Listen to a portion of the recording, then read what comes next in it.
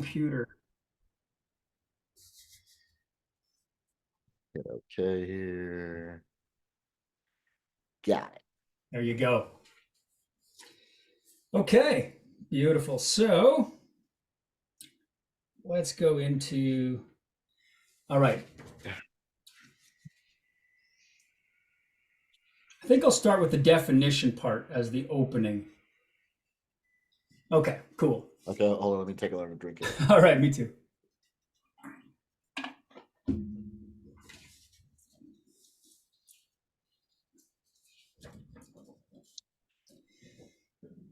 It's Good. going.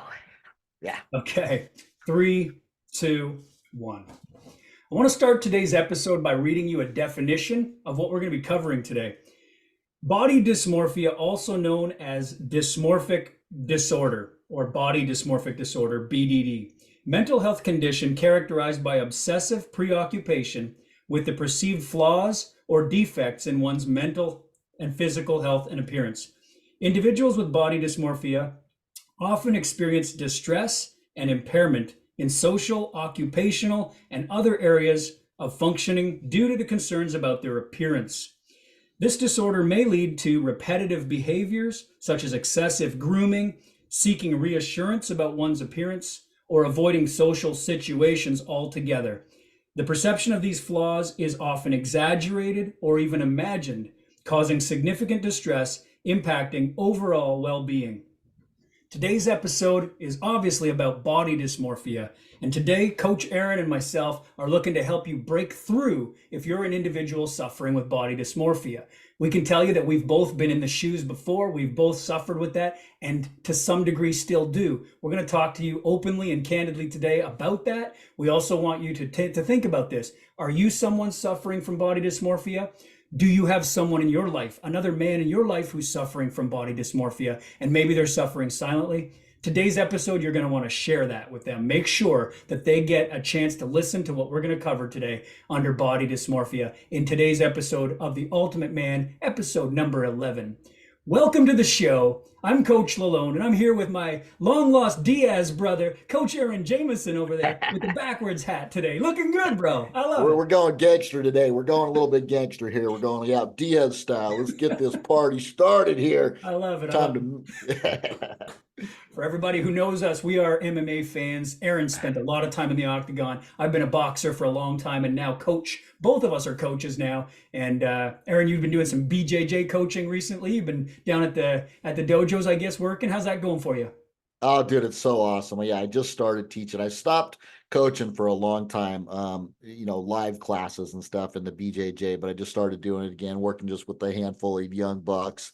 And I even got a girl in there that's just a little beast herself. And it's super fun. I just love working with the guys that are so eager to learn, and they learn a couple new moves every day, and they get better at free rolling each time. And they're like, oh, it's just their confidence levels just starting to skyrocket. So it's really fulfilling for me to start doing that again. That's super cool. I love that. You also mentioned to me in a conversation we had, there was a fella you used to work with or bounce with or something like that, or he was a bouncer. You ran into him. Was that at the gym? Was that like part of jiu-jitsu, or where'd that come about?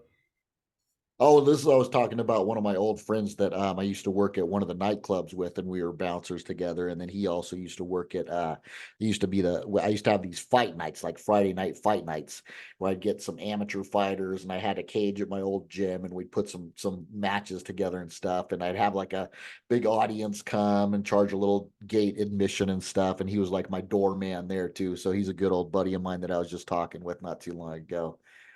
Cool, Yeah. cool. And so in that conversation, he had said something to you that kind of triggered, I guess, our topic today. So I want to kind of hear about that. Like, did he say something straight up about body dysmorphia, or did he make a correlation that triggered where you thought about it, like, oh shit, that's what he's dealing with?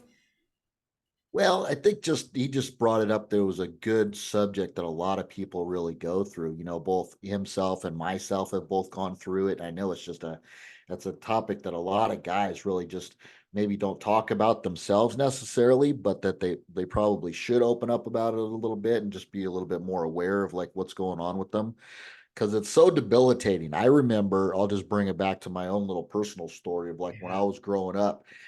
That's the whole reason I got into like, bodybuilding and everything initially is because when I was a little kid, I was so self-conscious. I was a chubby little kid, and I had these little boy boobs. So they used to call me names. They used to call me Buddha boobs and Dolly Parton. If you know who Dolly Parton probably is, she had these big old boobs. Yeah. So I'm just a little tyke, and I'm going to like the public pool and stuff, and getting called these names, even by some of my good friends at the time, were just making fun of me in fun.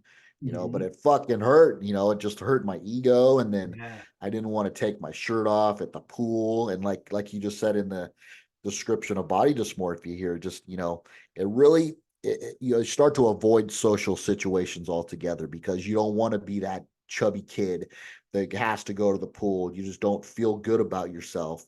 So you just don't even go. And then you miss out on a lot of social activities in life. And that, that still happens to us when we're grown-ups too. So I think it's a really important topic that really needs to be discussed, and that's why we're here to talk about it. Nice, nice. I love that you shared your story too. I'm picturing this young Aaron Jameson and carrying all the extra weight, not muscle yet, just kind of just carrying all that body fat. I was there too, man. In fact, my family, this is something they loved to do, and I guess in all good fun. They don't mean to hurt your feelings. Like you said, your buddies were poking fun, but in a playful way. My family would pull out photo albums of when I was a kid. I had two things about me. Number one, I was fat, way too fat for my size. And number two, I never wore clothes. And it was probably because they didn't have clothes that fit me. I was like literally outgrowing everything. So I was in almost every picture. I mean, we're talking like toddler, right? And I was big as a kid. So I'm in like, I don't even know what I am, maybe 2 years old, 3 years old, 4 years old in these pictures. I'm constantly like practically naked, maybe in some like, Mr. Brief underwears, and that's about it. And just rolls, man, more rolls than a bakery, like literally Uh, rolls upon rolls. And my man boobs around the back, and it was bad. But they'd pull these photo albums out when people would come over and be like, oh, look at Lawrence when he was little, like look how big he was. They almost like they were taking pride in how fat they had made me. And again, like I say, they had made me because it must have had to do with my diet. It must have had to do with my lack of activity. Those are things we see we can control, but at that time, I probably wasn't doing a lot of that. Then I found out later, my diet consisted of tons of processed stuff at that time. I was eating all kinds of processed foods. My dad, at that point, God rest his soul, was putting Coca-Cola. I don't know which point this was, like maybe 3 or 4 years old. I don't know what it was. But he's putting Coca-Cola in my baby bottle that I was drinking out of, so like a toddler bottle or whatever. It wasn't baby uh, bottle, right? It wasn't that baby bottle, but I was in that toddler stage where I could say like pop, So I'd go to him and I'd be like pop, pop, and he would put it in my bottle and go, here you go. And he'd give me a little bottle. And I'm literally sucking on Coca-Cola, 30 grams of oh sugar or whatever more, no. right? And so you get the rotten teeth, you get the overweight. I mean, it's just things like that, right? And again, like I said, it's parents have to take responsibility when it's for a kid like that. But then when the kid has a chance to start making their own choices, now we're talking to you, right? And I had to clean up my own act. It was no longer my parents' fault that I was obese. And this is where it brings us to conversations about how you feel. Like you said, you start to avoid situations. I didn't want to go to gym class at school because if we had to go and put on a uniform in school, I don't know where you went to school, but we had to put on like a white shirt and some red shorts to go to like high school gym class. It was Oh just yeah. Or play like shirt and skins. We used to have to play basketball in like middle school, and you'd be at either shirts or skins, and the guys had to take their shirts off. I was like, I don't want to be skins. No way. totally made it. I actually just got triggered there of a feeling of fear when you said shirts or skins. I was like, oh, Yeah. when you said that word, like skins actually just set off in me. It's so weird that we still hold on to those words, those triggers. But I felt that fear for a second going, I don't want to be skins either, bro. And today, I would bet that most guys watching the podcast would say, well, fuck, you guys are in good shape. You don't have no reason to be, not want to take your shirt off. But we still have some old anchored attachments to the guy that we used to be or the kid we used to be. And we got to break those patterns. So we're not perfect. We're not saying that, that we have the ultimate, bodies at this point. We're just working daily on getting better and keeping in alignment with who we want to be more so than who we were and who we suffered as. So if you're out there listening, We want to know that we want you to know that we connect with that. We've been there, and we didn't want to be on team skins, that's for sure. Team Yeah. shirt or even team sweater sounded good to me. Right? Yeah. So, Yeah. but yeah, I like that you pointed that out because sports was a big thing. I mean, we got into that, and boxing even. As I started out as a kid in the boxing gym, I didn't want to take off my shirt. We had to wear tank tops and stuff to go in the ring and things like that. It was never like pro boxing where you see them take their shirt off. Never felt comfortable with that. And to this day, it's kind of weird. But I'm going to fast forward all the way to where I am now. I still hold on to that some of that childhood, I'm guessing, of that overweight and getting, kind of teased and made fun of and bullied about being fat. And then also when I had gone through, that state of stopping boxing after my injury, losing that Olympic dream we talked about in episode 1. If you haven't seen episode 1, hear our stories. Go back and watch that episode.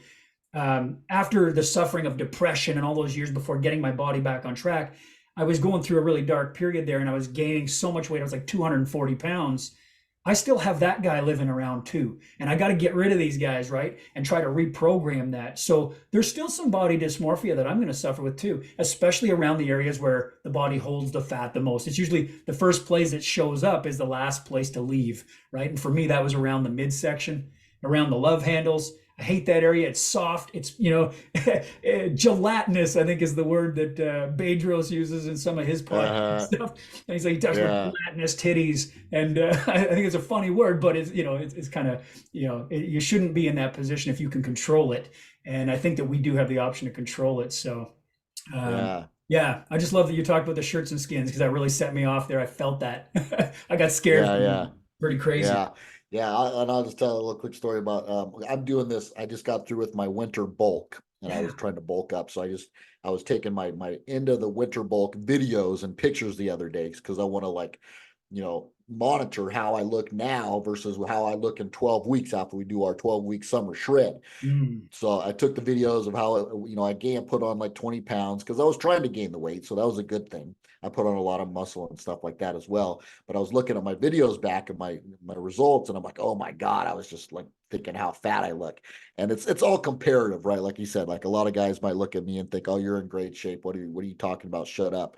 But to myself, if I'm over like 15 or 20% now, then that's fat to me. I want to be down in like under 15 or 10 or somewhere in there in body fat percentages. So, yeah, it's all a matter of perspective, but it really, you got to set a goal of what you want to look like and just work towards that and know that, if you're not happy with where you are right now, you can either change your mindset about how you feel about yourself, or you can change your actual body appearance, and you need to figure out which one of those paths you want to take. But I'm getting excited now that we're getting ready to do this summer shred because I like being lean and going to the beach and feeling confident with my shirt off and stuff now. And I know I can make that happen in just a few months with some dedication. So I'm super stoked about it. Beautiful. Yeah, man. I'm stoked too. And I'll tell you, I'm in alignment with the same timing as you.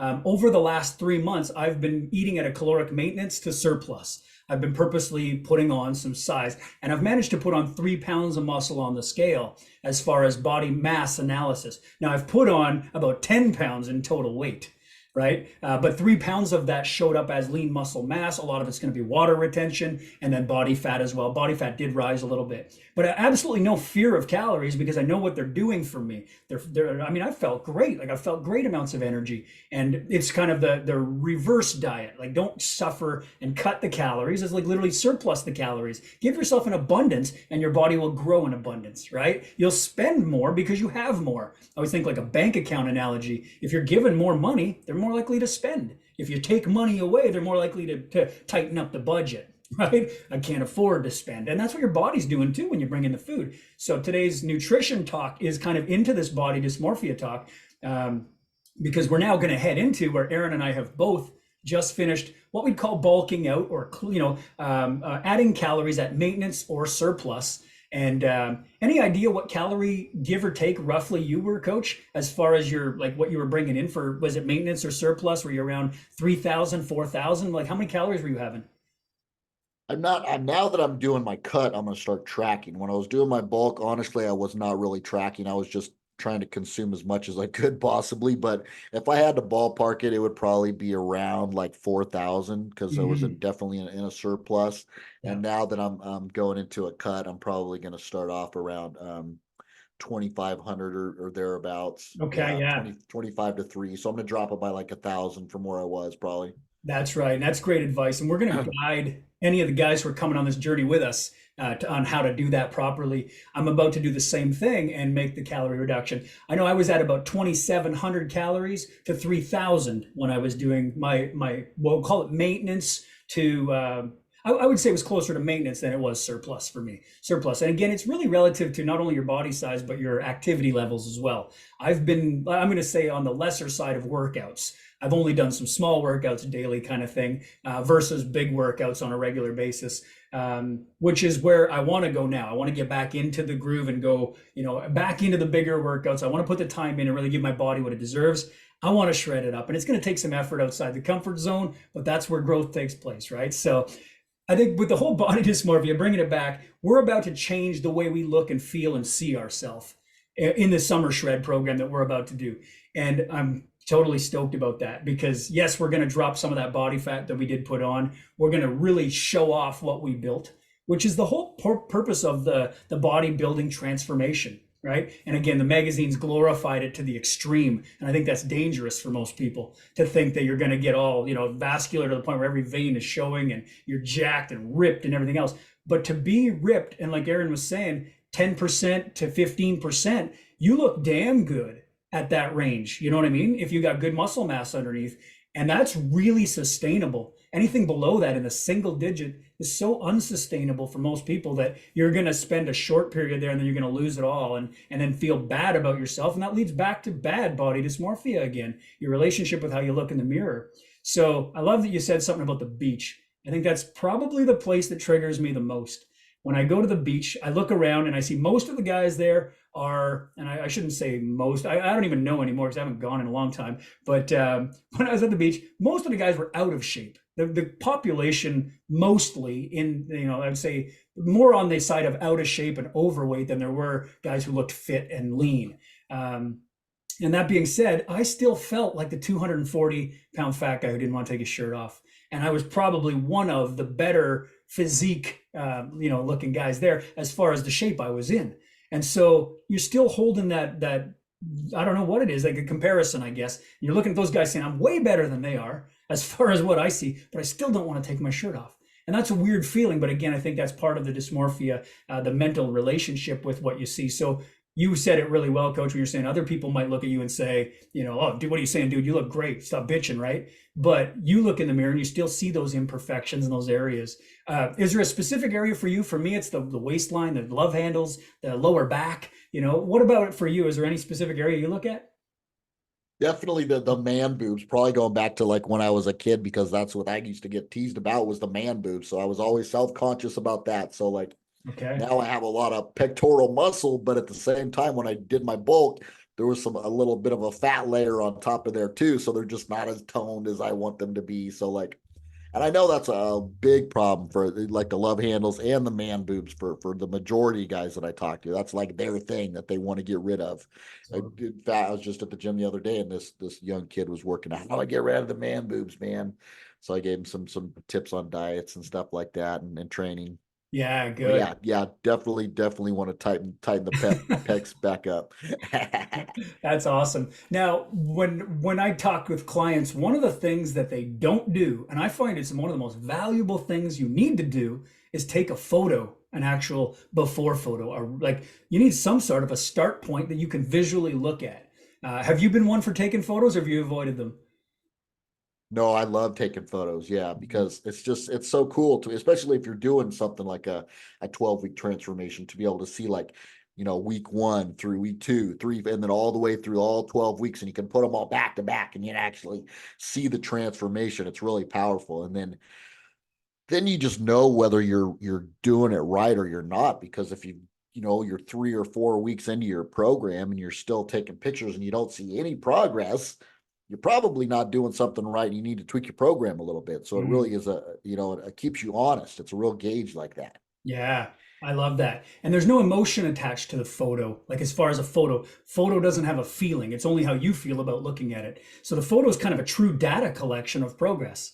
You look at it, you say you can't deny what you see. It's there, right? And if you've lost weight in the man boobs, you're going to see it. It's going to be there, right? Where you might look in the mirror and in real time go, no, I'm not seeing any change. But you take the photo and you put it up against the last one and you go, oh shit, right? That's when it clicks. It's not the picture now, it's the picture in comparison to the one you just took last week or last month or whatever. So you've got to have a freaking start point that you can take, a look back on to see how far you've come.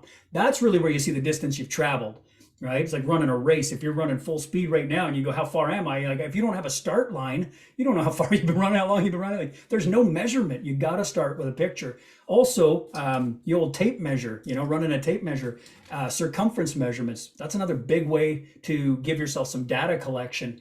And I think that's important because the tape doesn't lie. It's going to show you whether there's an inch or a half an inch of change. And again, you might look in the mirror and be beating yourself up going, well, I don't think my chest has changed. And this is what I'm working on. This is what I really want to change. It's not working. And you start to think that the system's not working. And then you overthink the whole thing when really the tape measure could tell you that there's been a quarter inch of change. And it's like, well, you can't argue that no matter how you feel. It's not about how you feel. The data is showing us progression. Right. So I think that's a valuable piece as well. Are there any particular tools you use to kind of get the start point documented? Photo? That's that's pretty much it. Videos, pictures, body fat analysis, obviously scale weight, and then the circumference measurements. I put 2 inches on my chest in this bulk. Nice. During the last few months. I was super stoked about it. At first I was like, I don't think I'm putting on any size. And then I was like, and then people started noticing, like, you're definitely getting a little bit bigger, bro. And then I measured myself just this last week for my final measurement. And I'm like, oh, damn, I did. I put on like 2 inches on my chest. I'm like, yeah. That's wild. Not easy to do, man. It takes consistency, it takes hard work, and it takes nutrition. And I love that you gave nutrition advice at the gym to that young guy as well, because there's a lot of guys out there inexperienced who would say, oh, bro, you want to get a big chest? Let me show you 5 different exercises you can do for your chest. And they're trying to like almost spot reduce or spot create. And I don't believe that either of those are possible without good nutrition in place. You know what I mean? Like you can work your ass off on chest. Some people are like, well, if I want to try and transform my chest, I'm just going to hit chest every day, all day, sets after sets. And it just leads to a massive amount of failure, such devastation. And they're not getting growth. They're actually seeing decline in energy, decline in progress. And it's like, this is just building worse body dysmorphia because now you believe all the effort you put in led to an even worse look. Now you hate it even more, right? So I love to start with measurements and, to have a start point because now, if I said to you, hey, Coach Aaron, look in the mirror and see what you see. And if you had no data, you'd look in and go, like you said, I don't think much has changed. I don't know. Haven't made much progress. And I said to you, well, the tape shows you've gained 2 inches on your chest, bro. You're like, okay, now go look in the mirror. You go back and look and go, oh, yeah. Yeah, there they are, right? And it's like, what changed? Nothing changed except the information you have going into that view. When you go back to the mirror, you know that there's 2 inches now that are there that weren't there before. So you go looking for them, right? You have evidence. And that's remember we talk about fear being false evidence appearing real. Well, the tape measure is real. It's not false evidence anymore. Now you have a reality and you're going looking for that reality. So I think that that's the most powerful part of, when you do the mirror image thing, it's you need some data to know what you're really looking at because our perception is we're going to go back to the old fat kid. We're going to go back to the 240-pound overweight, depressed guy. If you've been there or someone told you were that, you're going to have those things. They're like triggers and anchors, right? So you got to make sure that those don't show up by having proof that they don't exist. And that's going to be your photo and your measurement, your progress tracking. And so never be afraid of a photo, guys. Take the damn photo, stand there, get in your underwear or your shorts or whatever you need and take the photo, take the front, take the back, take the side, look at every angle so you can see some progress. And that's what's going to tell the truth rather than your perception and your emotional part. I think that's really important information to get started because point number 1 in this whole thing was navigating the journey. And we want to talk about, the navigating is you have to actually identify the signs of body dysmorphia. And if you're constantly checking your reflection in the mirror or you're fixated on the minor imperfections, like I talked about, the love handles and Aaron's saying that, the man boobs, the chest, we have to, make sure that we're not getting stressed out by looking at those things. And I think that the actual answer is to have data so that we can see the truth rather than see this skewed vision that we have of maybe old perceptions that people put in our head or things we created with bad lifestyle habits in the past. What do you think, Coach? Are we on board with the navigating of recognizing the triggers? Yeah, 100%. And last point, that's just a little bit of a tangent, but one of the things that I really like is just seeing that little bit of progress too. If it was like you don't have to be super excited about where you're at right now. If you're not happy with your body image, I get it. Maybe you don't look good, you don't feel good. That's understandable if you kind of let yourself go a little bit. But even just the process of starting the journey to get back in shape again and knowing that you're making a little bit of progress and heading in the right direction is just that little bit of enough to like change your mindset and just and make you happy about the journey of the process of becoming better, so it's like you don't have to like see your end goal of this like ideal specimen of a version of you. You don't have to be there tomorrow to feeling happy about your progress. You just have to do a little bit more today and tomorrow and see that little bit of progress over this next week and know you're heading in the right direction, and it's enough to really shift your mindset like right away. Nice. Yep, you got it. Little shifts to move you in the right direction. Love that. And one of the things that was in the definition of body dysmorphia was excessive grooming. And I thought about that and I was like, people get to the point where it's all about physical appearance, but body dysmorphia can also be the feeling aspect. Like, I think that thoughts become things, and the more we think something, the more we start to see it as reality. And I think the thoughts are created by the feelings that we have, or maybe they come from off of each other. But if I'm literally thinking looking in the mirror and I don't like what I see in there, I start to create a feeling of depression. I create a feeling of lack of energy. I'm not hungry. I just feel like, and you lose a lot of purpose in that. And it could have started by brushing your teeth.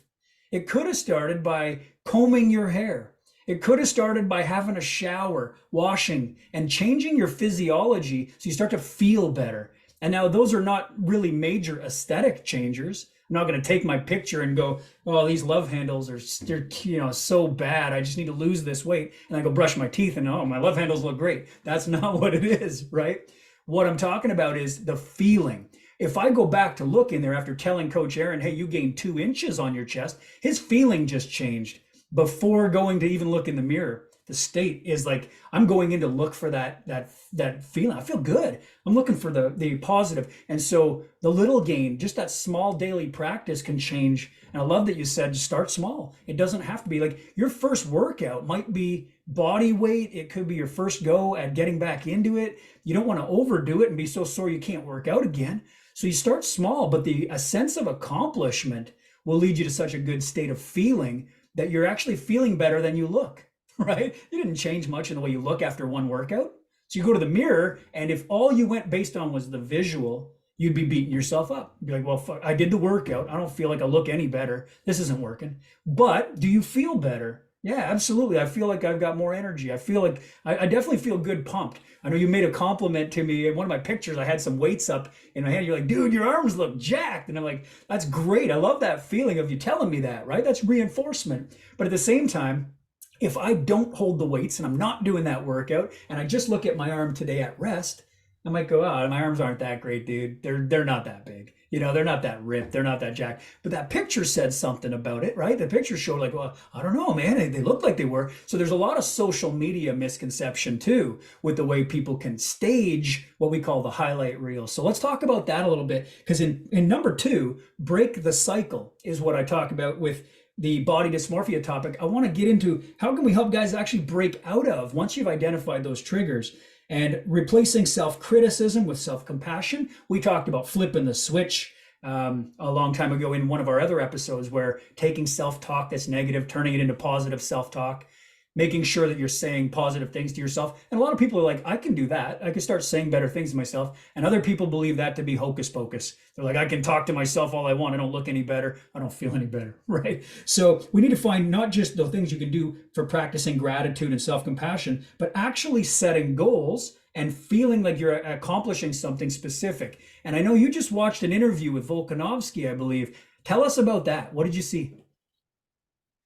Yeah, so Alexander the Great Volkanovski's got a fight coming up here soon, and I'm so excited. It's gonna be a freaking phenomenal fight, dude. But I was watching this episode with him. He was getting interviewed. Had some struggles before his last fight with Islam. He was kind of like he was just out of the groove. He kind of like, was not training as hard as he usually was, and he started even just drinking a little bit and just kind of enjoying himself a little too much, and just not being his usual like disciplined self, basically. And he's like he just needed something to like snap him out of that mindset. Of just kind of slacking. I think, I think a lot of, fighters like ourselves or guys can relate to this. It's like it's really important, I think, that you have some type of thing looming. Like there's a fight, you have a fight date scheduled, you have an opponent you're getting ready for. Like that's going to give you the motivation to get your ass up and start training hard and stuff again. So that's kind of what he was going into, saying that like he needed this fight with Islam, even though he took it on short notice, because it gave him the kick in the butt to like start getting back into the gym and stop drinking as much like he was. So yeah, Mhm. I think that's just really important for guys to realize that, and a lot of guys aren't implementing that in their fitness regimen. They're doing the same thing. They don't have like a set specific date. They don't have like an opponent in mind. They don't have a specific transformation they're trying to achieve. So I think Yeah. that's really crucial. That's what I really love about our summer shred coming up is like we've got a specific start date. We're going to do it for 12 weeks. We're going to do it as a team. Like there's this competitive aspect of it. Like, I'm going to try to beat your butt and That's get as it. ripped as I can, and you're going to do the same. And we're going to have like competitions and stuff. So it adds that much more fun to it. So yeah, if you're a guy out there that just maybe you've been off track for a little bit, maybe you need to give yourself that new opponent, that new fight, that new looming date coming up that's going to get your ass off the couch and really make you do that extra work. No, that's good. I love it. Gets me excited just hearing about it because we're talking about, in my opinion, a training camp, a set duration towards the end result. The end result was Volkanovski having an opponent, a fight coming up. Then he had to go into training camp. Didn't leave himself much time though. He took it on short notice. And how many weeks was his training camp? Did you hear about that? Was it like 3 weeks? Something It really was just something short, 2 or 3. It was ridiculous. Yeah. yeah, like so imagine you're going to go and try and transform your body from like drinking alcohol and whatever he was doing in his lifestyle, partying and living the life, right? To I'm going to fight at the championship highest level in a weight class above myself, Yeah. and challenge outside the comfort zone to the max, and I'm going to do it on 3 weeks training camp. Like, come on, right? That's a lot for anyone to bite off. And I mean, Volk's one of the best in the world, but there's just, there's a level to the game that you have to have put the time into in the training camp to prepare for that level, the timing and just there's so much of it. So we've both been there, but what we're doing is we're going to give ourselves 12 weeks. That's a nice long duration to be able to really hone in on what's going good, what's not working, make the tweaks necessary to keep learning and keep evolving. And at the end of 12 weeks, the transformation will be the best that it's going to be in that particular period. Now, if it goes longer, we might have to do something different. We can't stay in the shred modality. We would change that modality. But why not do the 12 weeks and then enjoy the shit out of that while we look amazing? And, now you get that feeling that it aligns with what the work is that you've put in. I always say, like winning the lottery, most of the people who've never earned it can't keep the money. So it's very hard to do that because they've never earned it along the way to understand what it takes to be the person who has that kind of money. So they lose it. People who are just gifted in weight loss, like say they go get a stomach tuck, one of those tummy tucks or those gastro bypass surgeries. I've had a few clients who've done that. They've come in and said, well, now my stomach's this big. I can only eat this small amount. And, it feels great because I look in the mirror and I put a clothes on or whatever, and I've lost 150 pounds today, right? And it's like you see them 3 years later, they've gained all that weight back. They've stretched the stomach back out. They've lost the ability to stay in it because they never actually earned it through regular habits and practices. They never became the person. So during the training camp, it's most important that you become the person who's earning those results. And then by the end of 12 weeks, you're just getting started on an amazing journey, but damn, you look good for what you've done, right? So I can't wait to see what you look like, coach. I can't wait to see what I look like. We're going to take some photos to see how that's going to be. And for the guys who are joining us on this, we need to make sure you get started right. So you're going to want to click the links to get in on things that we put in the forums for you and things we put in the show notes so you can get access to what we're talking about. But I also want to bring in this comparison, I mentioned the social media aspect. A lot of people put up what I call the highlight reel. It's the best of what they're going through, and we compare ourselves to that. So if you looked at a picture of, let's just say, the most latest influencer, who's, have you got any off the top of your head, someone you've been following that kind of sets off that influencer trigger? Yeah, yeah, totally. So I watched this guy is probably a lot of guys probably do now. He's freaking huge. Sam Sulik. All right. So Sam's like this 21-year-old kid that's just jacked out of his mind, probably juiced out of his mind as well. Not probably, he most definitely is. Right. But it's just I mean, he's got a phenomenal physique. He eats like shit though. His diet is just horrendous. So I'm not in alignment with that. Like when I first started looking at him, it's inspiring because I was always just drawn to bodybuilding and I wanted to be jacked and stuff. So I started like getting back into bodybuilding a little bit more, and watching him was kind of cool. But then on the same aspect of that, the things that he puts himself through is not necessary, especially if you're like an over 40, over 50-year-old guy like I am. You can't be doing that intense type of workouts that he's doing on a daily basis. You're going to tax your central nervous system. Your joints are going to be all jacked up and hurting. You need to take a very different approach. So it's easy to look at and take the inspiration from those guys and be like, oh, he's training hard every day. That's a good thing, right? But then look at the realistic nature of things, and assess that you're not probably 21 years old if you're watching us. And you probably don't want to have a shitty diet that's just high in calories, that's eating tons of cereal and donuts just to put on weight, because it's going to be fat weight if you're not on a bunch of anabolics and crap that's turning it into straight muscle. So it's an unrealistic expectation. So be very careful about who you watch. And if you are going to watch people like that, just realize that you're not them. You don't have their freaking genetics. You're not taking the pharmaceuticals that they're probably taking. And you need to treat your body a little bit more healthy, because our journey and mission and purpose is to teach guys how to live a healthy life with some longevity. Damn, well said. How do you think Sam Sulik's going to look when he's 50? Ooh, dude, I would not be happy being in his body. Most likely, I wish the best for him, obviously, but God, man, he's just gonna be ripping. As heavy as he goes with his weights and stuff, his joints are gonna be jacked up. I know my joints are jacked up, and Mm. I wasn't lifting nearly the amount of weight that he is now. Um, but yeah, and just not only that, from like I mean, internally his joints, his ligaments, his connective tissue is going to be jacked up probably, especially because of all this the anabolics and stuff he's doing. That's probably decreasing his joint, health to some degree. And Mhm. then on top of that, his diet. I mean, just outwardly he looks great for the moment, but just think about what he's doing to his pancreas and all of his internal organs and his heart and his kidneys and his liver that has to deal with all the bullshit and all the extra calories and processed shit that he's putting in there. It's not a good thing. Oh, totally.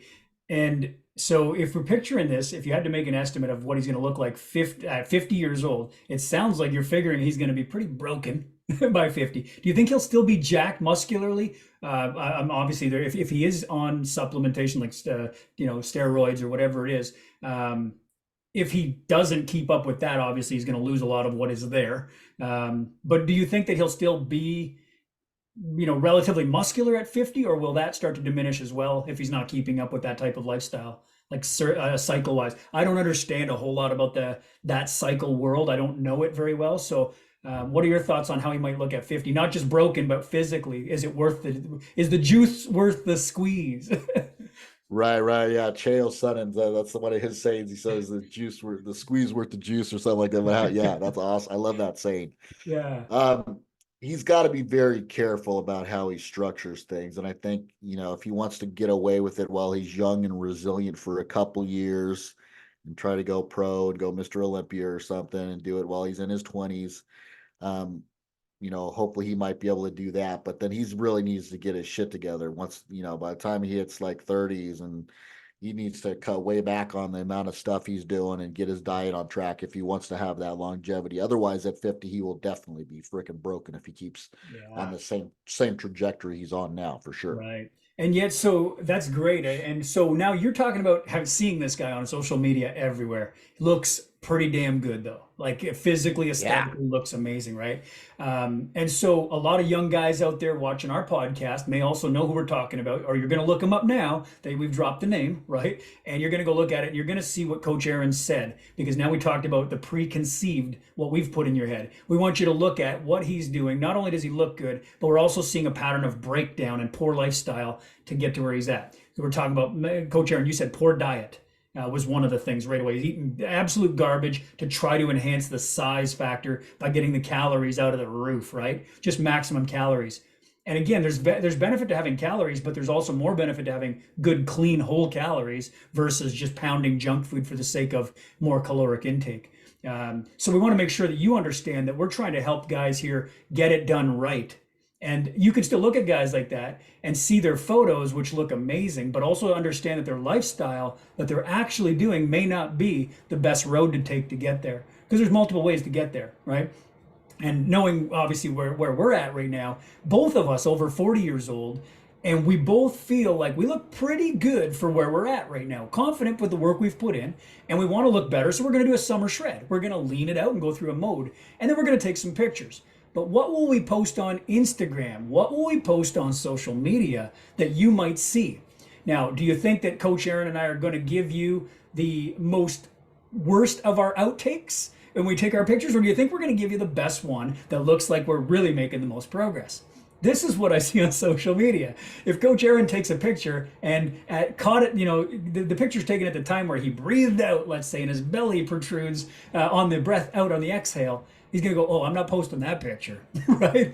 Or he Yeah. takes the picture and then notices, oh shit, there's a piece of kale in his teeth. Didn't realize that was there, right? And he goes, oh, I'm not posting that picture. What picture will he post? He's going to post the one that looks absolutely perfect. Sometimes, and I'm not saying that we're doing this, but sometimes people will go so far as to even put a filter on there, something that fixes the lighting in the room, makes it look real, real professional, real nice.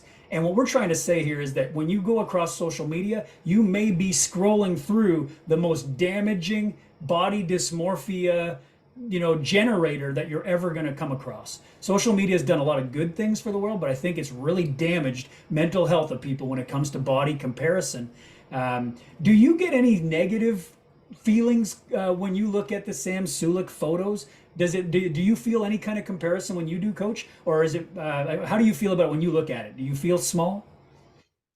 Yeah, well, I don't feel small, but I definitely realize that I am small in comparison. If I were to like realistically compare, like I've been working on my legs a lot lately because I want to have bigger legs, and he's got like these humongous fucking legs, and I'm like, damn, I wish I had some legs like that.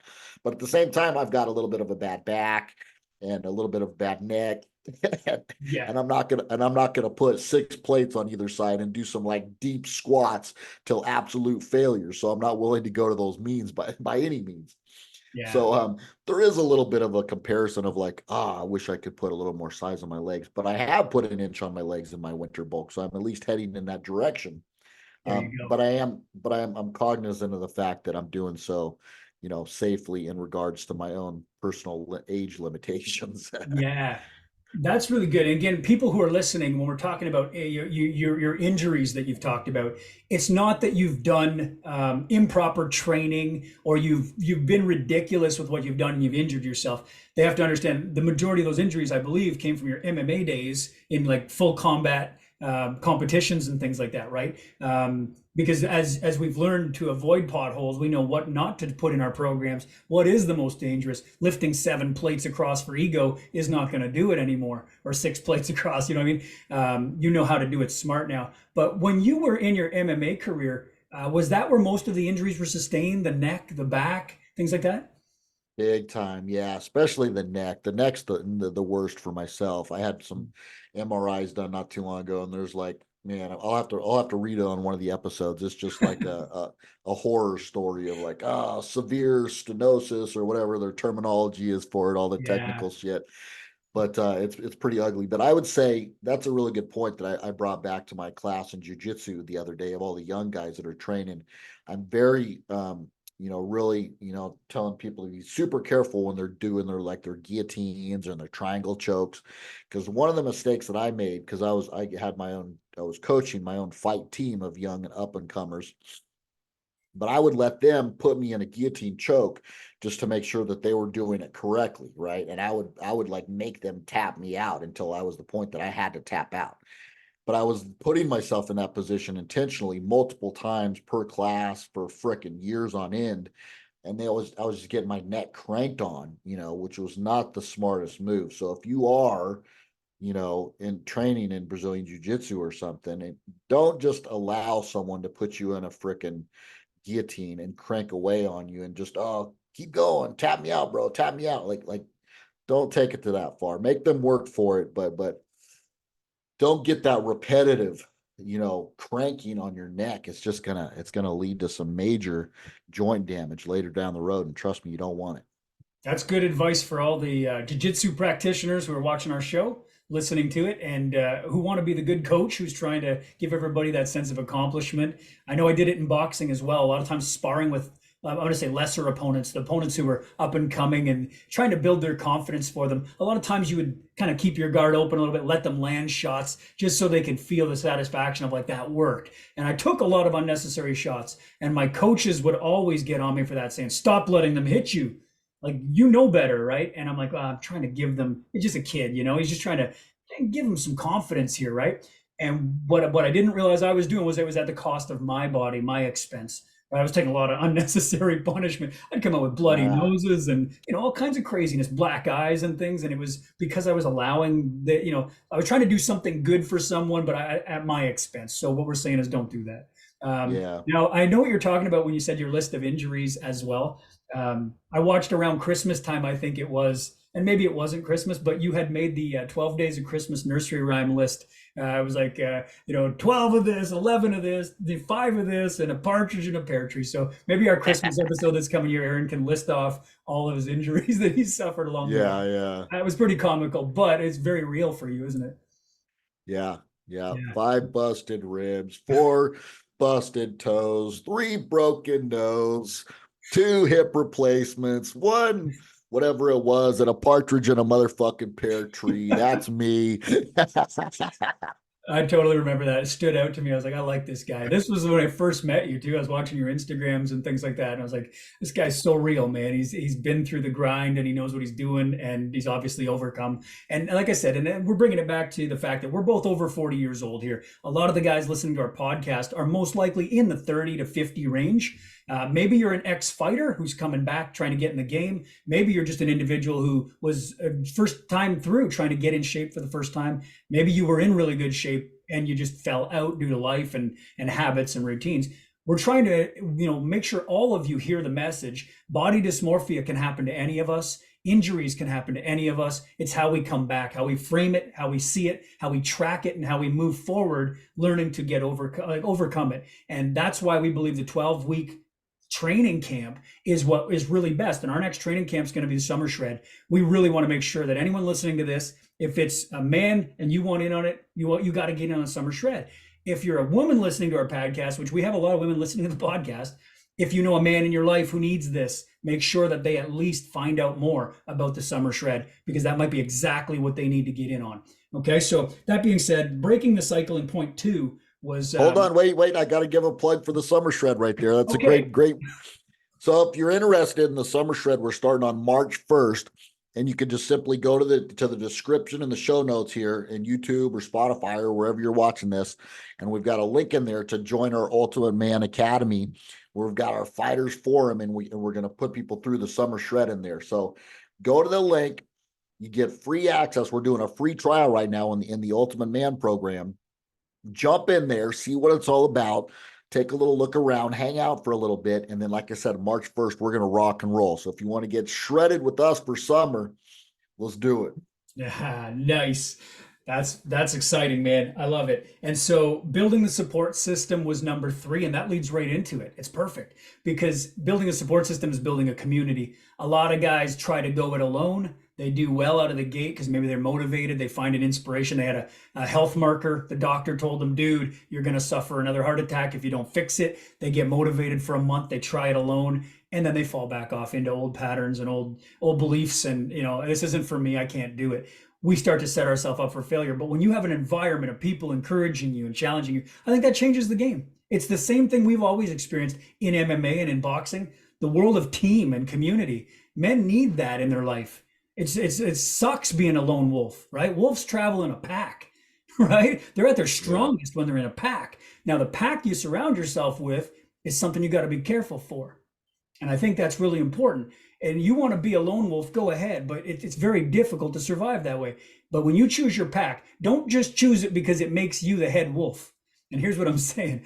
If Coach Aaron and I, we kind of talked about this before the episode as well. If we got in a room where the two of us, as experts in this industry with over 30 years experience, got in with some of the top leaders in the world right now, the highest influencers, and the ones who are really making it happen, moving the needle big time in the industry, to where we admire these people. We want to be there. Aaron and I might feel like, man, do we even belong in this room? Bit of imposter syndrome. And we might feel a bit of a physiological body dysmorphia of a sense, but also on like a business front, a lot of ways we would judge ourselves in that room. But the reality is that room is the best place we could be. Even if we feel like, dude, I don't deserve to be here. I need to go get good before I get in that room. How many people say that? I'll join the gym after I lose 30 pounds. I need to get some weight off first. That's why you join the gym, is to go and to lose the weight, right? You got to get in the environment and accelerate the process with people who are already there. So as much as we might feel uncomfortable sitting in that room with some of our favorite inspirations out there, and they're out there talking and presenting, and they say, Coach Aaron and Coach Lawrence, do you want to get up here and say a few words? We'd be like, no, I don't belong here, right? It's like that really awful feeling of like, oh man, I'm just lucky to be in this room. I'm just going to take notes for now. But they can elevate our game for us and give us 12 weeks with them. And I bet the two of us are standing at the front of that room with confidence and saying, we want to share our piece of experience. And I'm totally stoked to be aligned with these guys. Right? We elevated because we got in the right room. Now, what would happen if the two of us went and showed up in a room where nobody knew anything? We were absolutely the experts. We would feel amazing from day one. We wouldn't learn anything. We would just teach, right? And again, teaching's great, but all we're doing is surrounding ourselves with certainty, no opportunity for growth, no opportunity for improvement. And so I think that obviously which of those two rooms is better for us, the one we can grow in, the one we can get better in. And even if we feel a bit of an imposter syndrome now, we still need to take that step and go sit our asses in the chairs in that room versus constantly spending our time surrounded by people who make us look better. And I think that's part of the reason people choose friend circles. And so I'm going to go diving into this, but Coach, what are your feedback thoughts on that right now? Were you excited about standing up in front of the room with all of our inspirations? No, it's scary as hell, right? It's scary as hell. You're like, I'm not at that level to be like, spitting out the information of the game that these guys are. So, but I think it is a good balance of like being able to surround yourself with that upper echelon of people that are a level above you and be able to learn from them. And then, you can maybe go back, like I'll just give an example of like, training at the Jiu-Jitsu Academy. So like, Mhm. for instance, I would go down and I would train at like one of the best fight academies here in Northern California. And I would learn from the big dogs down there and I would get my ass whooped and stuff like that. But then I would take it, back home to my little small town up here. And then I would teach my up and comers that were just getting learning in the game. So like I was the big man on campus and the big fish in a small pond up here, which was good because it strokes your ego a little bit, but you still you're getting to teach exactly what you learned from the big dogs that you were surrounding yourself with. So go learn from the big dogs and then teach to the people that are just a level below you, and then you're kind of getting the best of both worlds too, I think. That's good framework right there. I like that because again, you're talking about bringing it back, giving gratitude for what you've learned, and then contributing back to society by teaching the next generation. And that's what makes us excited about being coaches. And I think that that's very good that you mentioned that. But living there permanently and not having the opportunity to get growth. So that's kind of where I was going with it is I think a lot of people choose the comfort level and surround themselves with a community of individuals who are lesser than they are so that they feel like it elevates them. And so they automatically become the best looking one in the group. They become the most fit looking one in the group. They become the smartest one in the group. And I've heard some different expressions around there and it's saying if you're the smartest person in the room, you're in the wrong room. Right. And Yeah. so it's like because you gotta look for those opportunities to learn. So what I'm saying is in a training camp, if you go in there as the top guy, and you're in there not learning anything, you're not going to get a lot out of it. But when you go into it with a learning mindset, you can take on, even if you are the top guy and you're willing to listen and learn still, not have a big ego about it, you can still get a lot of information and growth out of that too. Because you grow not just in physical ways, but you can grow in mental and emotional ways as well. I think there's a lot of things to be learned from high achieving individuals. So we talked about building support system. We talked about the free forum opportunity that we've given out here. I think that's super badass. We are looking forward to connecting with more of you guys listening to the show right now. I'm going to make sure I turn these notifications off. There we go. And surrounding yourself with positive influences and friend circles. And it reminds me of my childhood when I was thinking about, the gym class stuff. Everybody kind of formed their little cliques, right? And then the boxing club, same thing, cliques. And I'm sure the MMA world was the same. You go to the gym, there's like 5 guys who surround themselves with just them and nobody else in that circle, and it was like, Yeah. it was the cool crowd, right? And I think that a lot of times those crowds there's always that one guy who leads the crowd. There's always a leader in that group. And he's the big fish in the small pond in that little, because they keep the pond small and so that they really stand out. And so I want to make sure that people who are listening to this, if you're a guy who surrounds yourself with 5 other dudes who drink beer on a regular basis every night after work, there's, smoking drugs and barely working. I mean, maybe they're even on assistance programs and stuff. I'm not saying there's anything wrong with those things in moderations, because I've seen people succeed still doing those types of things. But I'm talking about the ones who live it, breathe it, that's their life. They have no ambition to do anything. You're going to become the 6th one in that circle, no matter how good you think you are. And obviously, they make you look real good. You got a job, you're keeping it fairly clean. Maybe you have 1 or 2 beers, but at the end of the day, you feel really, really good. You're the big fish in that little pond. But those are only going to bring you down.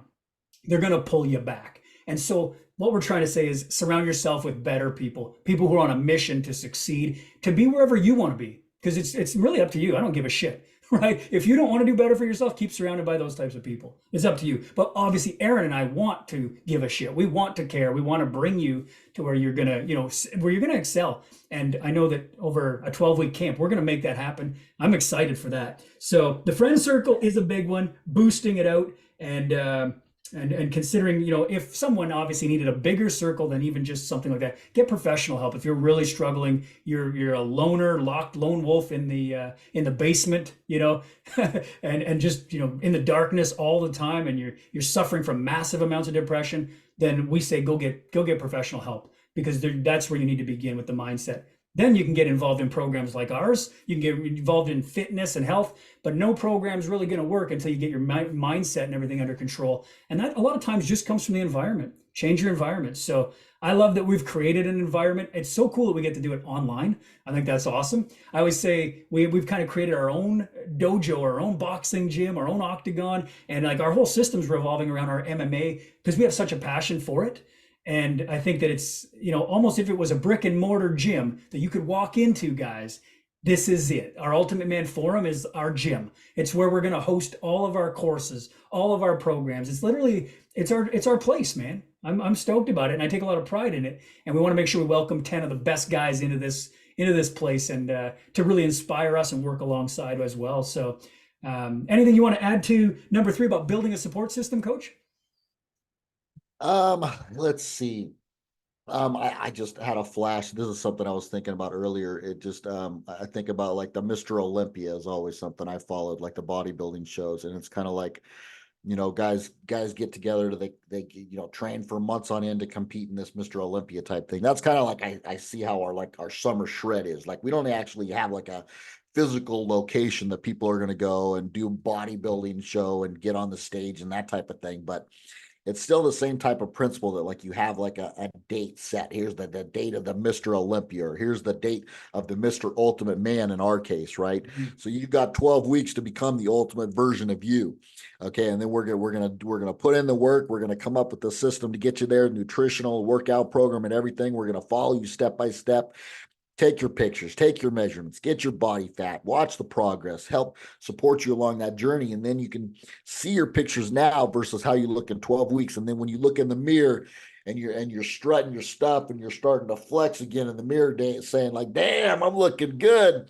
It's a whole new game changing world. So that building a support system is crucial. Damn, man, that got me excited just listening to that. That's badass. So one of the things you mentioned there is we're going to keep them taking the daily actions that are going to be needed. And in number 4 in today's body dysmorphia talk, number 4 is about taking daily action. So those of you listening to this, start your day with positive affirmation and affirm your worth, your capabilities, your strengths that you see in front of the mirror. We've talked a lot about it today, but back when we were doing another episode, we talked about overcoming some of the self-doubt and things like that. And Coach Aaron, you said there's a bit of a mantra and an affirmation that you give yourself, and it's something I forget exactly what it was, but it was. Do you remember what it was? Something about like I'm worthy, or I forget what it was. Do you remember? Oh, a couple of little, go-to sayings that I say to myself is, I've got this. Yeah, I've got this, and I believe in my ability to figure this out. yeah. And another big one is, how does this serve me? So Mhm. they're just little catchphrases that I use that just kind of like, if I'm in a negative mindset, it just kind of helps reframe my focus and to be like, so I can start to think about, okay, maybe I'm in a challenge. That's cool. Like, how does this situation actually serve me, and have that growth mindset to move me to the next evolutionary aspect of the better version of myself? So yeah, that was it. How does this serve me? I got this. And yeah, it's pretty cool. Yeah, it was the I got this, which was so simple but so powerful. And I remembered that I remembered you saying something. I just couldn't come up with the words on the spot because some of the stuff's in our notes that we're going to talk about today, and a lot of this is just Aaron and I having a good conversation, which is my favorite part of this whole podcasting thing is that we get to talk and share experiences and get to know each other better on the journey, which is part of number 3, building support and having community. But talking about daily action, one of the things is to remind yourself that you do have it. You got this. You can do this. How does this serve me? How can I make something great out of this, even if it appears to be something negative? Look in the mirror. What don't you like? How could you fix it? Rather than sit there and bitch about it, what could you do to change it? I had a client who said, because I said, when you stand in front of the mirror, what do you see? And they said, I just kind of feel like, holy shit, I let it all go. I said, okay, well, what part of what you see bothers you the most, causes you the most pain? They said, it's my midsection, around the midsection. So how could you fix your midsection? They said, sit-ups. I said, okay, cool. How many sit-ups can you do? They said, probably like 15. I said, get down right now and give me 15. And if you can keep going, keep going. They're like, right now, on a virtual call. I'm like, yeah, right now. They got down, laid on the floor. I couldn't even see them. We got off the camera and kept going, right? I'm like, are you still going? And I could hear them breathing. And like, yeah. And I said, are you at 15 yet? And they're like, 17. I'm like, keep going, 18, keep going. And they got to like 20. And I was like, okay, you can stop. And they got up and I was like, how's it feel? And they're like, oh, dude, that felt awesome. I can't believe I got 20. I was like, well, you said you could only do 15. Like, yeah, but I surprised myself. I was like, that's it right there. So have you already made one step in the direction of fixing that problem you saw in the mirror? Like, yeah, actually, it feels like I can feel my stomach. I engage the muscles. I'm like, now one set of sit-ups isn't going to solve the problem. But what if you did 20 of those every day and you kept working on it? And they were like, yeah, that's reasonable. I said, you know what else I did while you were doing that? I timed it. Like, really? I said, yeah, it took 1 minute and 13 seconds for you to do that. They're like, well, shit, that was pretty fast. I said, out of 24 hours, do you think you could find 1 minute and 13 seconds for yourself to fix that problem in the mirror? They were like, oh, dude, you start to feel the guilt of not doing it, right? Like, Yeah. holy shit, like a minute. And that was a minute that really made me feel good. And if I can keep doing that and I look back in that mirror and I see my stomach looking better, holy shit, 1 minute of my time is worth it, right? And it's like $1 of your money, one more of anything is worth it. Put that in, make that, spend that one extra dollar if that's what you need. Spend that one extra minute if that's what you need. Fix the problem. Don't look in the mirror and bitch about the problem. That's only going to make it worse. You're just going to live in that grave, right? What's the difference between a rut and a grave? Just the depth, the amount of time you kept digging, right? You notice the Yeah. rut, get the hell out. Get out of there. Don't keep digging. And that's what you do every time you get in the mirror and look at it. So taking daily action is to start causing the fix of the problem rather than staying stuck in it. What do you think, Coach? Yeah, and just exactly like you said, it's like not a set of sit-ups is not going to fix the problem, but one set of sit-ups did just help change their mindset and make them realize that they took a step towards their goal in the right direction, and that they could do that every day. And Mm-hmm. it's doable. So that it's just so huge that if you're stuck in a rut, to just take that first step now and then take another step tomorrow and just start making that progress, and you won't feel like shit anymore.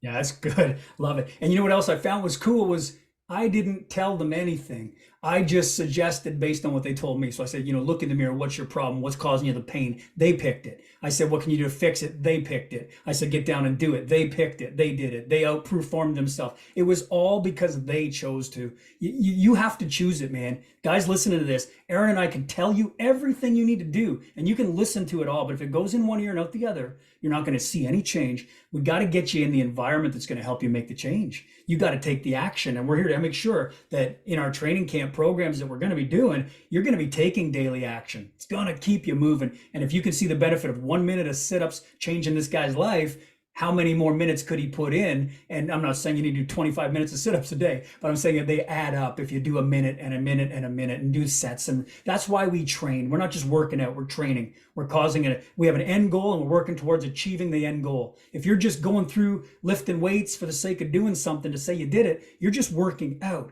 and there's no end game there. So you're going to get bored of it and you're going to quit. Don't fall victim to that. Have a program, have a structure, a start time, a deadline, and all the trackable and measurables in between. And it's going to change everything that you feel about fitness and its sustainability. Because when the challenge is done, you can start another phase, another 12 weeks, and you can take your whole year and periodize it out just like that. We've already done that work for people. That's what the forum's all about. That's what our programs are all about. That's why we want to make it simple. So taking daily action, practicing mindful eating is another daily action we want to give our listeners today. So Coach Aaron, what's the most distracting thing you can think of while you're eating to be unmindful? What would you be distracted by the most?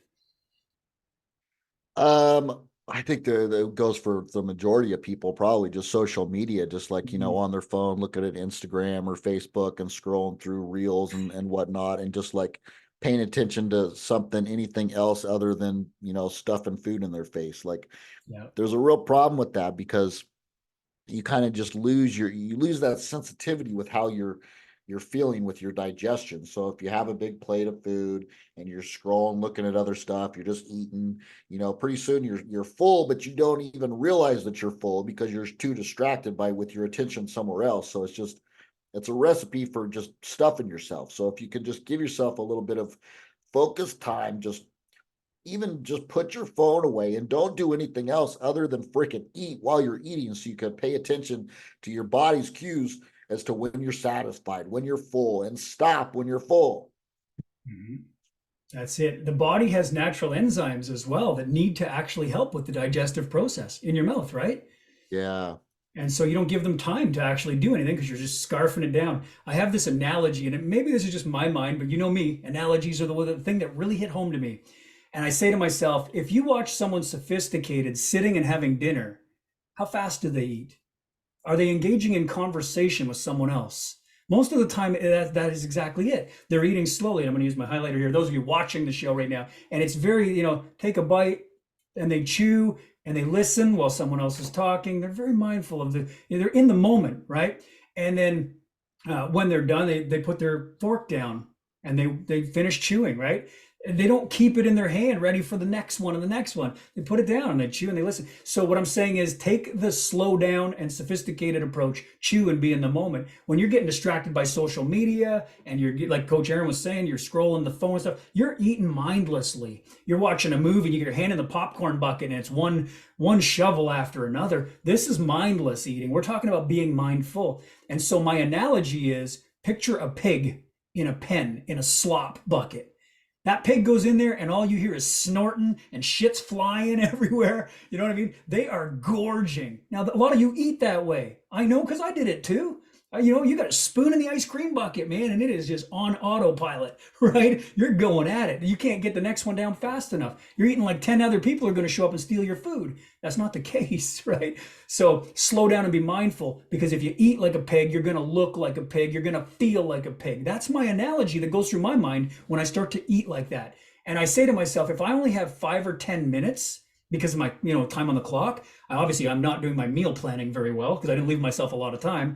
But what I do is I choose a meal that corresponds the amount of time it might take that I have. So something like a protein shake or a supplement at that point, if I'm short duration, I don't have time to sit down and do a full mindful chew. I'm on the go, I'm busy. We talked about it in another episode where we talked about living on shakes and supplements because that's what our time schedule warranted, or people on the road type thing, right? We talked about this.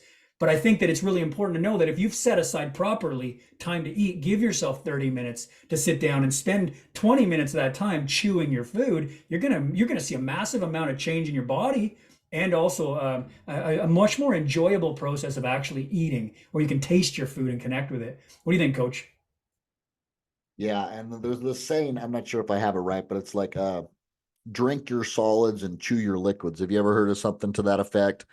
It's basically like you want to be able to like drink your solid food. You want to be able to like chew it so thoroughly that it becomes like a liquid, like the solids, like chew it Oh, so thoroughly it becomes like a liquid. Because like you were saying, you have this protein amylase in your mouth that helps digest the carbohydrates. So you want to chew it and give it time to salivate and digest thoroughly before it even gets to your stomach. And then chew your liquid. So like if you have a protein shake or something, like don't just down your liquids, because that's just going straight down your esophagus right into your stomach. So like I'll take a protein drink, take a sip, and I'll like swish it around in my mouth and like kind of like chew your liquids, like mix it up in your mouth a little bit, and it really helps the digestion process. So you're also giving yourself that ability to slow down a little bit as you're doing the feeding process. So it gives a little bit more mindfulness to it as well, like that. And you're helping your digestion. that's wicked. I learn something every time we podcast together, brother. I love it, man. You know what? Let's take a break right now with the Ultimate Man, and let's chew some liquid. We're gonna take cheers break here on the show. Yeah. Cheers some liquid. Let's chew some liquid. Cheers, brother. And cheers to all the Cheers. guys out there who are going to be joining us for Summer Shred this year. Let's do this. Let's go. Let's get ripped and ready, dude. I'm excited. Swish it around, chew it up. No, that's a really Yep. good, really good analogy. I love that. I've never heard it before, but it makes total sense. Chew the food so Oh, much that good. it's liquefied. That's good. Yeah, yeah. Yeah, nice. Yeah, because all those simple sugars and carbohydrates in there, if you just down right away, the majority of the digestion process of those carbohydrates via the amylase protein, if I think I'm correct in that, the amylase that digests the Mhm. carbohydrates happens in the mouth. So you need to start the process there. That's badass. Super, super amazing. And again, just don't eat like a pig. Slow down. Take that sophisticated approach. That's what we're here to help you do. All right. And number five, the last thing we want to talk about today, the very end of the podcast, is embrace the journey. The journey itself is what your ultimate goal is. What do you want to look like? What do you want to feel like? What do you want to see in the mirror? The reason you get body dysmorphia is you're not seeing what you like, but maybe it's because you're not liking, you're looking for the wrong things, and you're not going by feelings. You're not taking the time to do the things we talked about today. So you want to cultivate your growth mindset first. The fact that you're in a good state before you see it. View setbacks as opportunities. We've talked about flipping the script, right? So if you had what you see as a loss, frame it as a learning experience. These are things you can start to do to feel better about yourself in every area of your day. And then when you go to look in the mirror, you feel better. Coach Aaron started his day today with a badass workout. He messaged me. He's like, "We're gonna get on the podcast. I just got finished my workout, going home to eat and clean up, and I'm feeling good, feeling pumped, right?" And that's because he started with a badass workout, and they changed the state of lethargy, waking up in the morning with no ambition, and at a state of rest and relaxation, and you haven't really released any of the hormones and chemicals to get fired up. So your workout's obviously one of those things you can do to flip the switch and go from one rested state to a very, very pumped up state. And now when you get on the podcast, you're full of energy, you're feeling good, and you got a ton of great information for people. But if you were in a slump state, you wouldn't be anywhere near what you are today, sitting here with us right now, right? Your performance is based on what you did to frame the entire experience based on the mindset you were in before you came to the experience.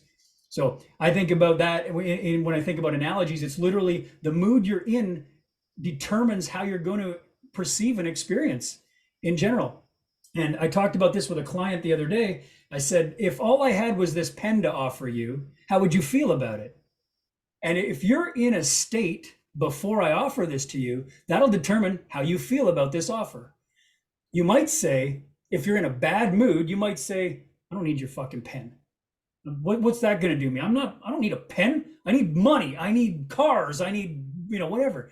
Your stupid pen, get out of here. I don't need that. If you're in a good mood, you might say, dude, that's a wicked pen. I don't have that pen. And yeah, I appreciate that, man. Thanks for thinking of me. In fact, you know what? I might even be able to use that on my podcast today to take some notes. See, the framing was all based on my mood. It had nothing to do with me or this pen or my offer.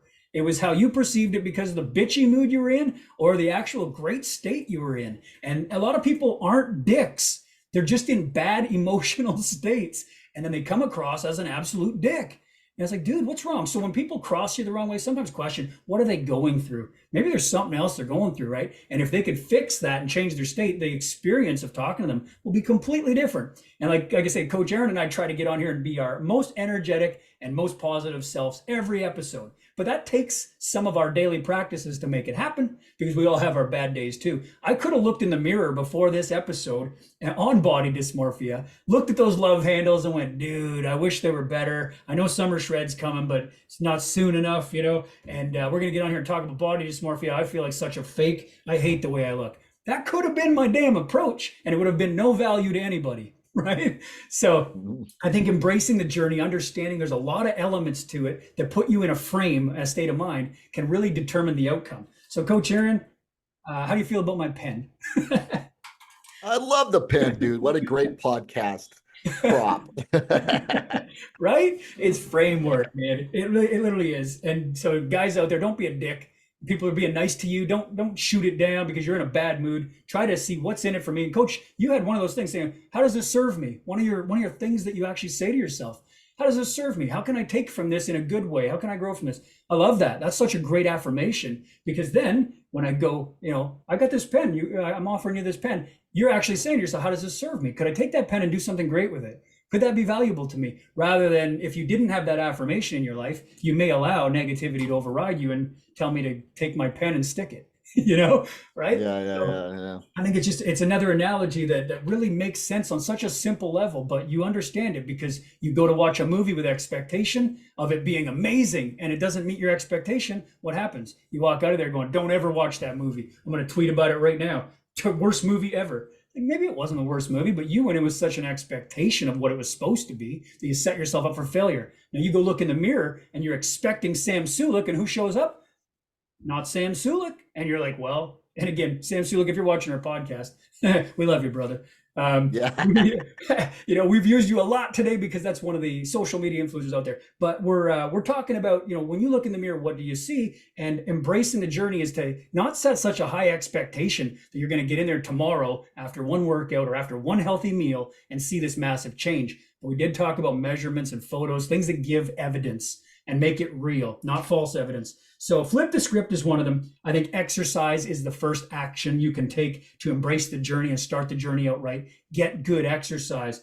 Adequate sleep's another one.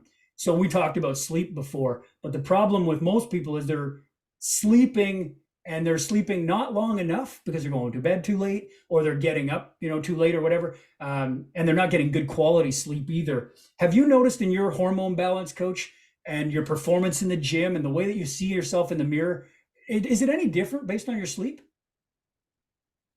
Like the way you perform, the Huge, way you but look at yourself?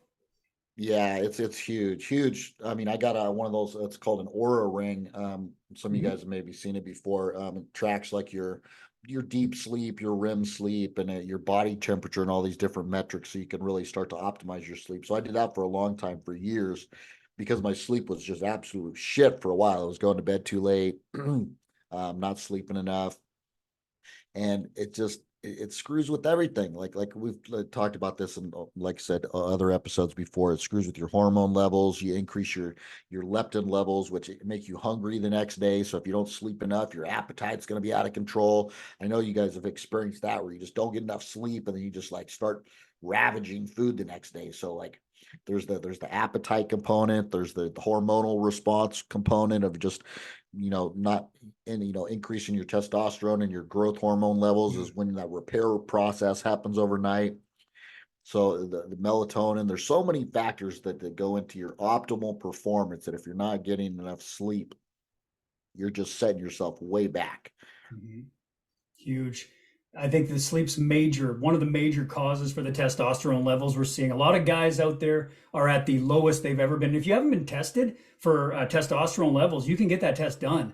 And it's not really extremely expensive, I don't believe either, depending where you are, I guess. But you can get your testosterone tested, and well worth it to do, because I think that with processed foods and lifestyle of most American, people today, the standard American diet, the SAD diet, it's showing that people are dropping testosterone levels like crazy, and we need to help people get that back on track.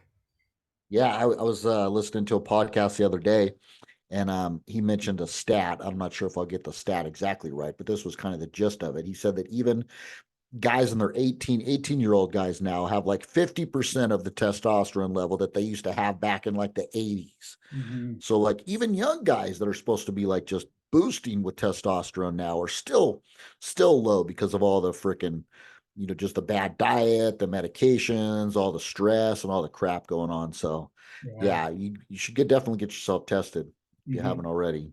Perfect. That's really good.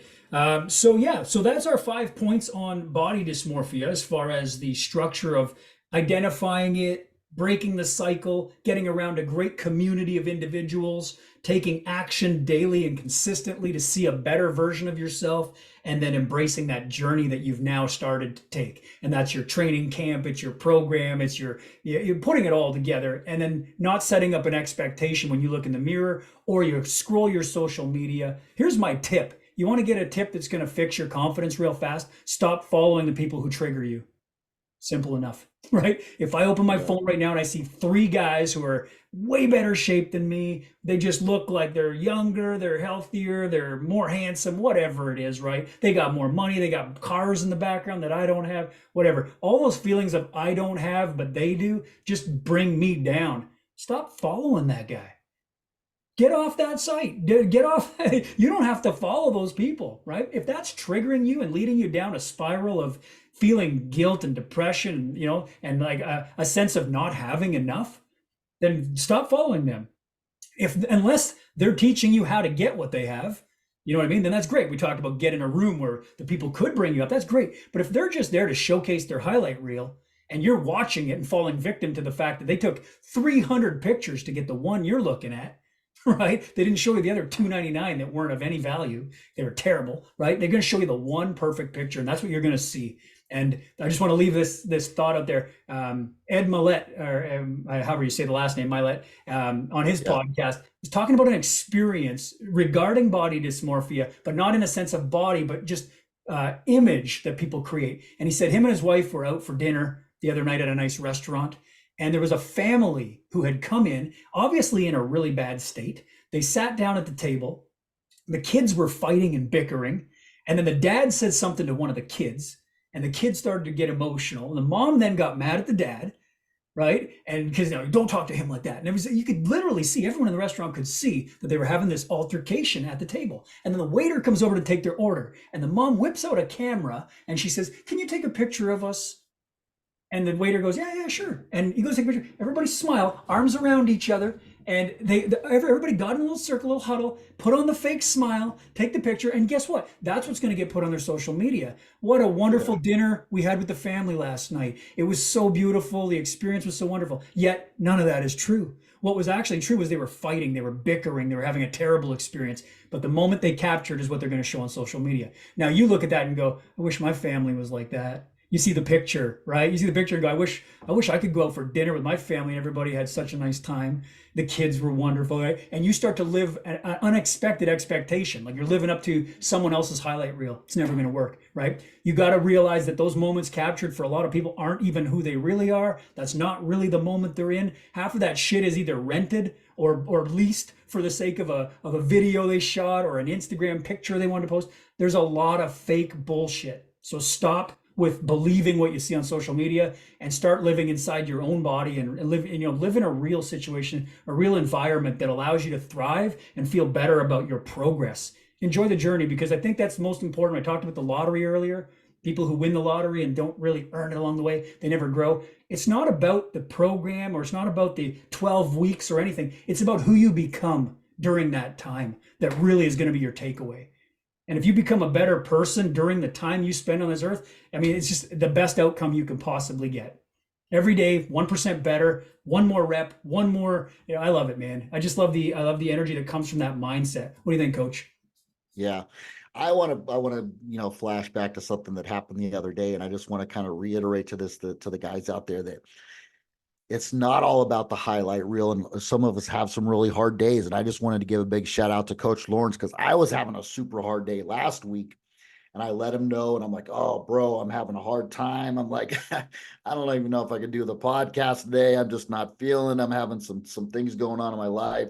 And I was kind of a little bit vulnerable, but I think that's one of the cool things about our program too, is it's just like, it's not about, just us guys trying to pump each other and stuff. It's about being real and like coming to each other with our problems, and being real with one another and being like, "Oh man, I'm having this fucking issue with whatever it is, whether Yeah. it's your training, your relationships or whatever," and being like, but then I put that out there to Coach Lawrence, and he gave me some tips and helped me change my mindset around it a little bit, and it was a game changer. Like, within another few hours or that day, I was like already feeling better. So it takes that brother support sometimes just to kind of snap you out of the funk. So I just wanted to give you a big shout out for being helpful to me the other day. That makes me feel good, man. I appreciate that. I love that you obviously trust me enough to share your experiences, and also that I was able to not only have a conversation with you that changed your mindset and your framework that you were kind of seeing the lens through at that point, but we were also able to film probably one of our best segments for podcasting at that, like within the next couple of minutes after that conversation.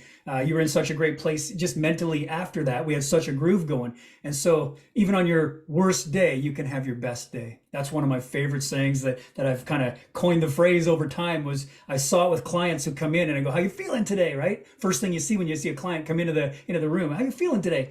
"Oh, like Eeyore the donkey there on Winnie the Pooh, right? Yeah, Oh, yeah. it's another day.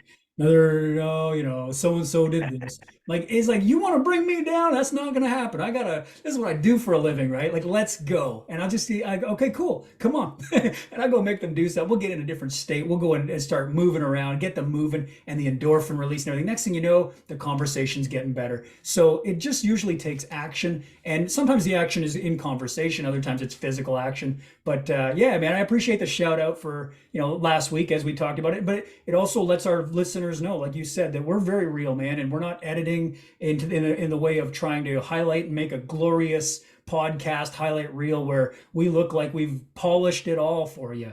This is very real. If there's been a glitch in the audio today because the internet kicked in and out, that's real. It's going to happen. And it probably happened today once or twice.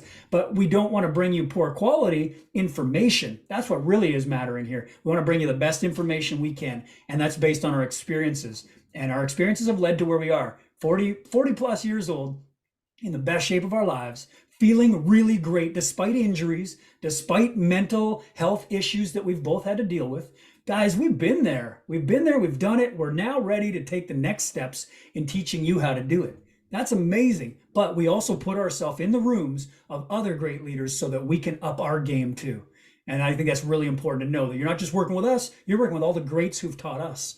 And it's just amazing how you can pass that down. And you said it earlier, Coach, giving back by teaching it as well. So super cool. Today's episode's been amazing. It's been brought to you by the Ultimate Man Summer Shred Program, 12-week training camp that's coming soon. Any final closing thoughts, Coach? Hey, be sure, gentlemen, like and subscribe to our YouTube channel, like us on Spotify. You know, push the like button. It takes about 2 seconds. We got a bro handshake deal right here. If you're watching this, you gotta push the like button. It's a non-negotiable, basically. You just do it. You push like, you leave us a little comment what you liked about the podcast here, what you'd like to see in future episodes, what would you like to, for us to talk about. We take the questions and the topics from the guys on our Ultimate Man forum, and we discuss those first on our podcast here. So get into the Ultimate Man forum. We'll leave a link for that in the show notes. Okay. Just a little link, you click it, enter your information. It's going to shoot you an email with access to the Ultimate Man forum. It's going to give you a little introductory video about how it all works and all that good stuff. Jump in there for the win, and I hope to see you on the inside. Nice. So again, today's episode was based on body dysmorphia, and I want you to leave with this one thought. Comparison is the thief of joy. If you want to be happy, you got to stop comparing to all the other shit out there and start setting yourself up for success. Take action. And on that note, brother, let's take action. Bring it in. Yeah.